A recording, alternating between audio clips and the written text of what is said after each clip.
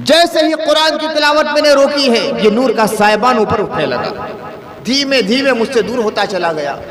پھر میں نے قرآن کی تلاوت شروع کر دی، پھر وہ نور کا سائبان نیچے آنے لگا، پھر گھوڑا بھدکنے لگا، پھر مجھے ڈر ہوا کہ کہیں میرے بچے کو نقصان نہ پہنچ جائے۔ تلاوت موقوف کر دی، پھر اوپر وہ بڑھنے لگا۔ اسی طرح کئی بار یہ سلسلہ جاری رہا تو اللہ کے نبی صلی اللہ علیہ وسلم نے فرمایا، میرے صحابی معلوم ہے یہ کیا ہے؟ یہ نور کا سائبان جو تمہیں نظر آ رہا تھا وہ اللہ کی رحمت کے فرشتے تھے جو قرآن کی تلاوت سن کر آسمان سے زمین پر آئے تھے۔ اگر تم پوری رات پڑھتے تو فرشتوں کی آمد کا سلسلہ یوں ہی جاری رہتا۔ قرآن کی وجہ سے گھروں میں نور اترتا ہے، قرآن کی وجہ سے گھروں میں فرشتے آتے ہیں، قرآن کی تلاوت کی وجہ سے روحانیت کا ورود ہوتا ہے، قرآن کی تلاوت کی وجہ سے اللہ کی رحمتوں کا ظہور ہوتا ہے، خدا کی رحمت متوجہ ہو جاتی ہے۔ تو پورے مہینہ آپ لوگوں نے قرآن پڑھ پڑھ کے، تہجد پڑھ پڑھ کے، نمازیں پڑھ پڑھ کے، روزہ رکھ کے، تسبیح کر کے، استغفار کے ذریعہ، توبہ کے ذریعہ، مناجات کے ذریعہ، الہاء زاری کے ذریعہ، اشک باری کے ذریعہ، اللہ کے سامنے رو کر گڑا کر سجدے کر کے اللہ کی رحمت کو متوجہ کیا تھا۔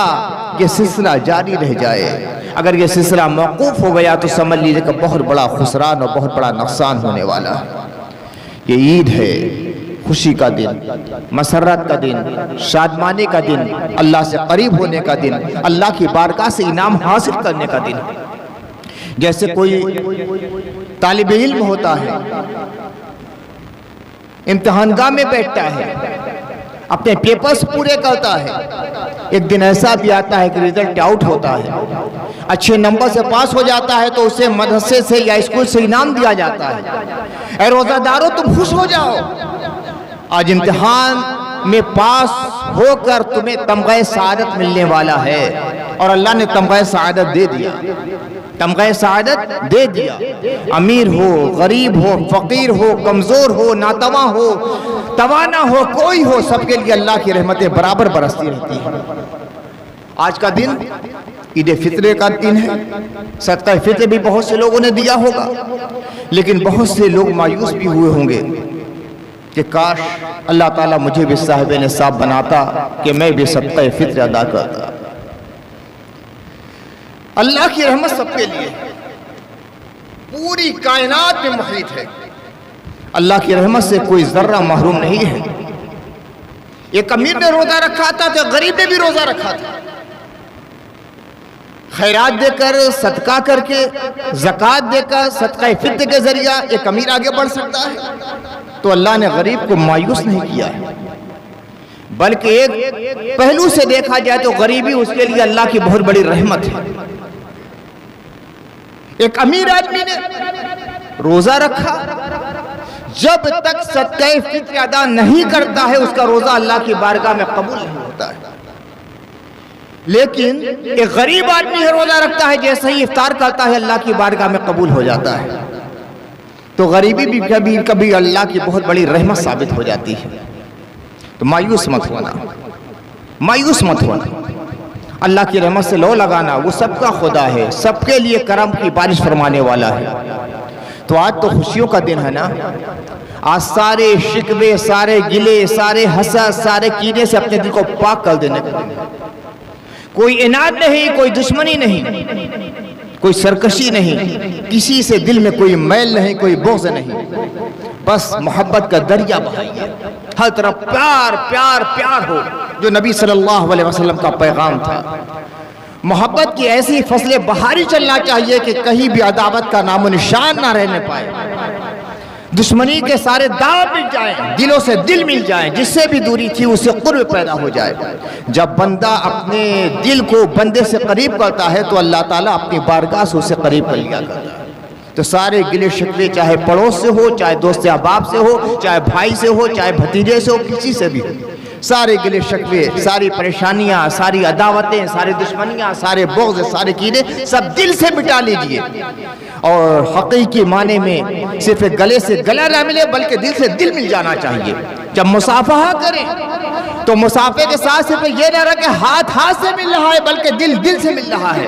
ہر قسم کے تمام خدشات کو، دشمنی کے تمام وسوسوں کو کو دور کر دیجئے اور محبت کی جوئیں بار ہر طرف بہنے لگے۔ سارے گلے شکوے، ساری پریشانیاں، ساری عداوتیں، سارے بغض، سارے کینے سب دل سے مٹا لیجئے، اور حقیقی معنی میں صرف گلے سے گلا نہ ملے بلکہ دل سے دل مل جانا چاہیے۔ جب مصافحہ کریں تو مصافحے کے ساتھ صرف یہ نہ رہا کہ ہاتھ ہاتھ سے مل رہا ہے بلکہ دل دل سے مل رہا ہے۔ ہر قسم کے تمام خدشات کو، دشمنی کے تمام وسوسوں کو دور کر دیجئے اور محبت کی جوئیں بار ہر طرف بہنے لگے۔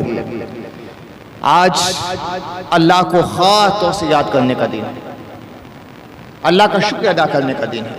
اللہ توفیق نہ دیتا تو ایک شخص سے بھی ایک روزہ نہیں رہ سکتا تھا۔ اللہ توفیق نہ دیتا ایک شخص ایک پارہ نہیں پڑھ سکتا تھا۔ ارے سوچئے وہ کس کا کلام ہے؟ کس کا کلام ہے؟ اللہ کا کلام، اللہ پاک، اللہ کا کلام پاک، ایک ایک سورہ پاک، ایک ایک آیت پاک، ایک ایک حرف پاک، اور ہم جیسے آپ جیسے گناہگار لوگوں کی زبان پہ جاری ہو جائے۔ یہ محض اللہ کا فضل ہے کہ اپنے کلام کو ہم جیسے گناہگار لوگوں کی زبان سے جاری فرما دیتا ہے۔ لاکھوں لاکھ حفاظ کرام مسجدوں میں تراویح پڑھاتے ہیں، گھروں میں تراویح پڑھاتے ہیں، یہ محض اللہ کا کرم ہے۔ اللہ تعالیٰ نے اور کتابیں بھی نازل فرمائی، 3 تو مشہور کتابیں ہیں، توریت شریف ہے، انجیل شریف ہے، زبور شریف ہے۔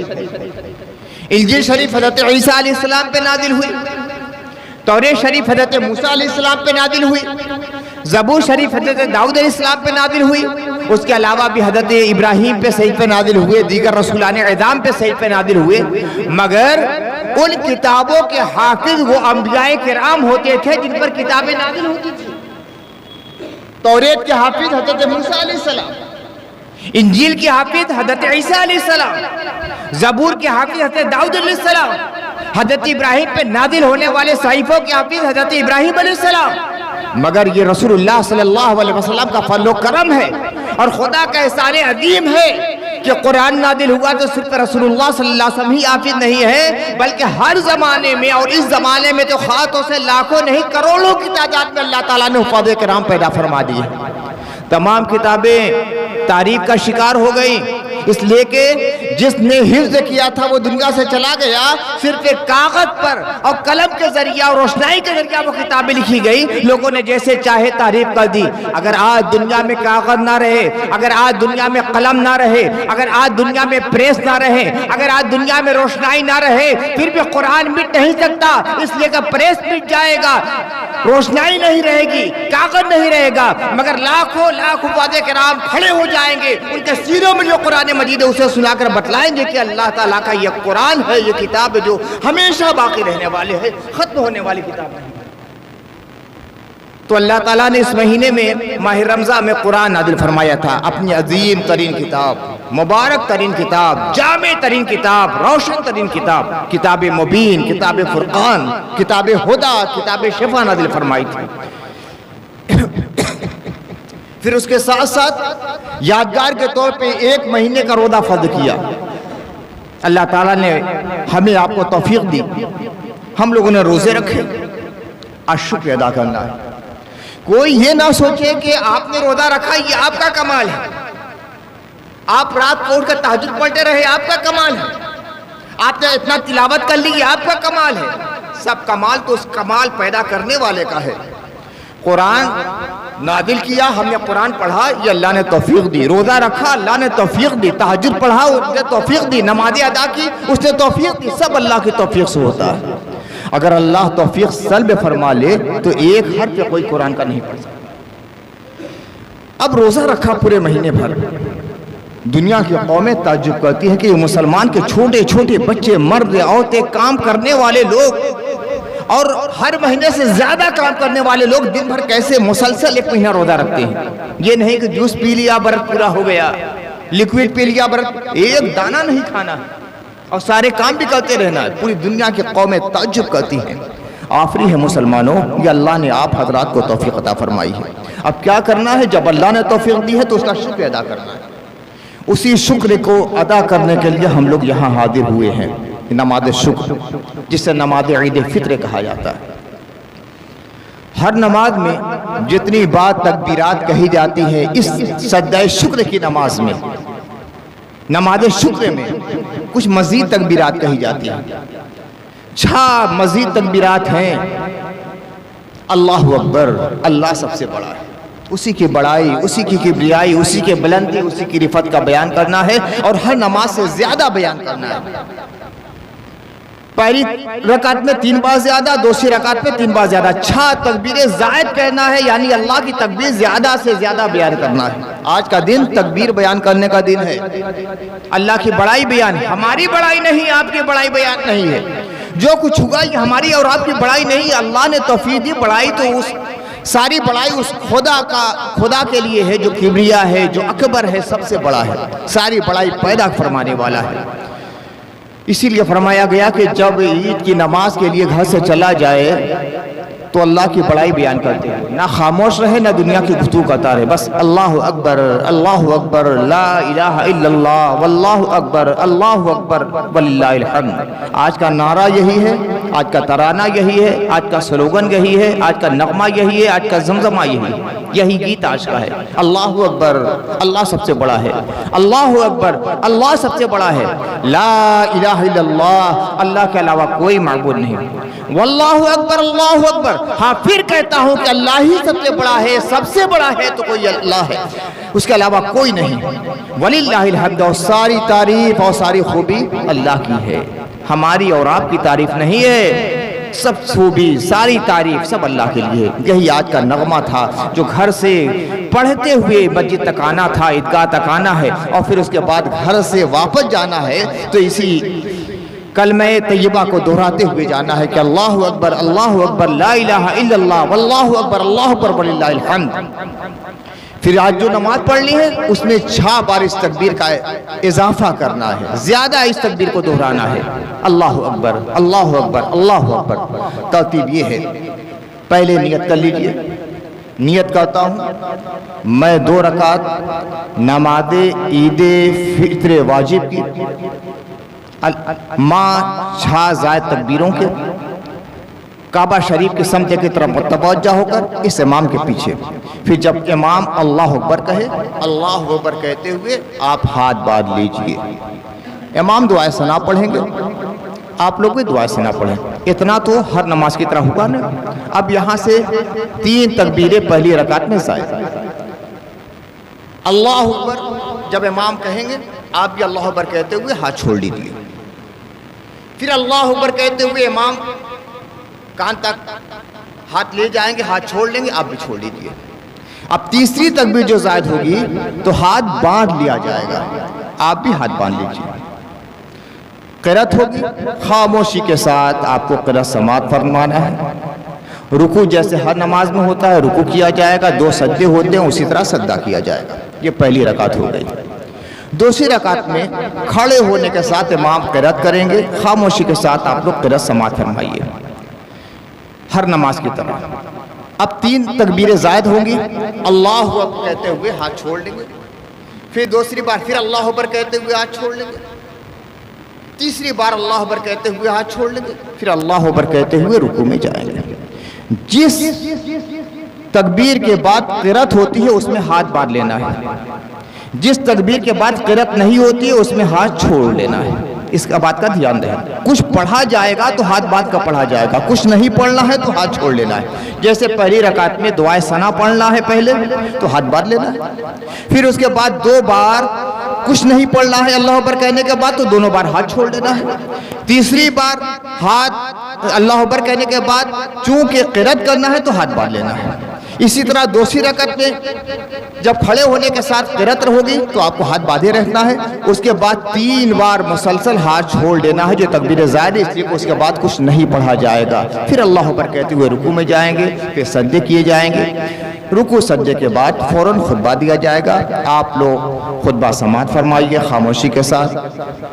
پھر اس فارغت ہو جائے خطبے سے تو آپ لوگ دعائیں لیجئے، معانقہ ہو مصافحہ ہو، جو کمزور لوگ ہیں ان لوگوں سے معانقہ زیادہ مت کیا کیجئے، بیچارے پریشان ہو جاتے ہیں، بیمار لوگ ہیں اور کمزور لوگ ہیں، بوڑھے لوگ ہیں یا چھوٹے بچے ہیں، مصافحے سے کام آپ لوگ چلا لیا کیجئے، اور جو جوان لوگ ہیں آپس میں معانقہ کر لیں، اور پھر اس کے بعد گھر سے یہاں پہ مسجد سے جائیے، عیدگاہ سے جائیے تو وہی اللہ اکبر لا الہ الا اللہ واللہ اکبر اللہ اکبر وللہ الحمد کہتے ہوئے جائیے۔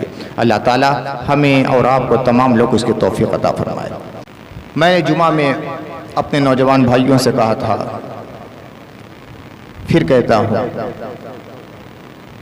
حالات بہت نازک ہیں، گھومنے پھرنے کا مزاج بالکل ختم کر دیجیے، اپنے علاقے میں اپنی بستی میں رہیے گا۔ عورتیں تو عورتیں، ان کے لیے تو سوال ہی نہیں پیدا ہوتا، آپ لوگ بھی گھومنے پھرنے والا مزاج بند کیجئے، کیا بھلا ہو کہ جو آپ لوگوں نے گھومنے پھرنے کے لیے جو خرچ کے لیے پیسہ رکھا ہے وہ اللہ کی راہ میں خرچ کر دیجیے. ضرورت تو دین کی ہے نا.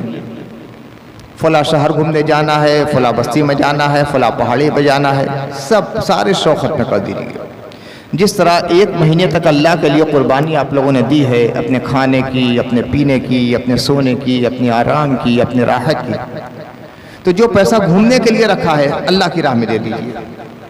غریبوں کو دے دیجیے، مدرسوں میں دے دیجیے، خانقاہوں میں دے دیجیے، مسجدوں میں دے دیجیے. پھر دیکھیے کہ آپ کی زندگی میں کیسی بہاریں آتی ہیں.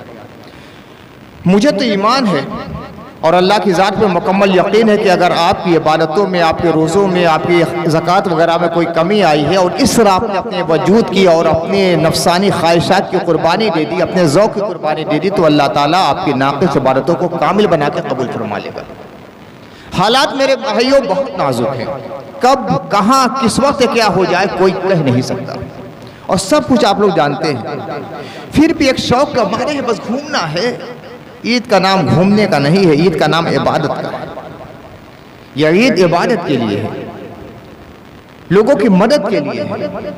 آپ دیکھیے کہ اپنے محلے میں، اپنے پڑوس میں، اپنے رشتہ دار میں جو ضرورت مند ہیں ان کی ضرورت پوری کیجیے. زکوٰۃ کے علاوہ بھی اللہ کے نبی صلی اللہ علیہ وسلم نے فرمایا اِنَّ فِي أَمْوَالِكَ یا اِنَّ فِي مَالِكَ لَحَقًّا سِوَى الزَّكَاةِ، تمہارے مال میں زکوٰۃ کے علاوہ بھی حق ہے. یہ مت سوچئے کہ زکوٰۃ دے دی سارا حق ختم ہو گیا. زکوٰۃ کے علاوہ بھی حق ہے. آپ جو دنیا میں خرچ کریں گے اپنے لیے، اپنی ذات کے لیے، وہ دنیا میں رہ جائے گا. گھومنے پھرنے میں خرچ کریں گے دنیا میں رہ جائے گا. دوست احباب کے ساتھ کھانے پینے میں خرچ کریں گے دنیا میں رہ جائے گا. ریسٹورنٹ وغیرہ میں جو خرچ کریں گے دنیا میں رہ جائے گا. ہو سکتا ہے کچھ پریشانیاں ایسی آئیں کہ آپ کے لیے وبال جان بن جائیں، مگر جو دوسروں کے لیے خرچ کر دیں گے، کسی غریب کے لیے، کسی مسکین کے لیے، کسی محتاج کے لیے، کوئی بیمار ہے دوا کے لیے پیسہ نہیں ہے، آپ نے ضروریات ختم کر کے اسے دے دیا ہے، اس کا علاج کر دیا، وہ شفا یاب ہو گیا یا شفا یاب نہیں ہوا، اس کی موت آئی تھی، اللہ تعالیٰ نے موت دے دی، تو وہ عالم آخرت میں کام دینے والا ہے. عالم آخرت میں کام دینے والا ہے. کچھ دنیا سے جانے والا نہیں ہے. ہم ہیں، آپ ہیں، دنیا کا بڑا سے بڑا بادشاہ ہے، سب پیدا ہوئے تو اس کے ہاتھ میں کچھ نہیں تھا. اور جب جاتے ہیں دنیا سے، کفن میں کوئی جیب نہیں ہوتا ہے. کفن میں چاہے دنیا کا سب سے امیر آدمی مر جائے، کفن میں جیب نہیں رکھا جاتا. ایک سکہ کوئی لے کر نہیں جاتا ہے، خالی ہاتھ جاتے ہیں. لیکن کون کہتا ہے خالی ہاتھ جاتے ہیں؟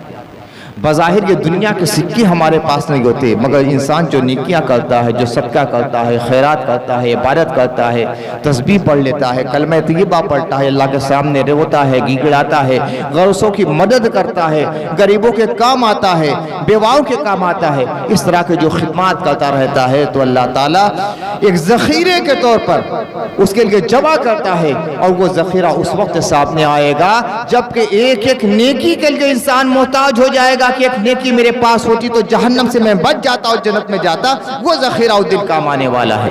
تو اپنی خواہشات کا گلا گھونٹ کر اللہ کی رضا میں اپنی رضا کو ضم کر دیجئے. انشاءاللہ یہ عید کا دن آپ کے لیے بڑی خوشیوں کا دن ہو جائے گا. اب کھڑے ہو جائیے، اپنی صف درست کر لیجئے.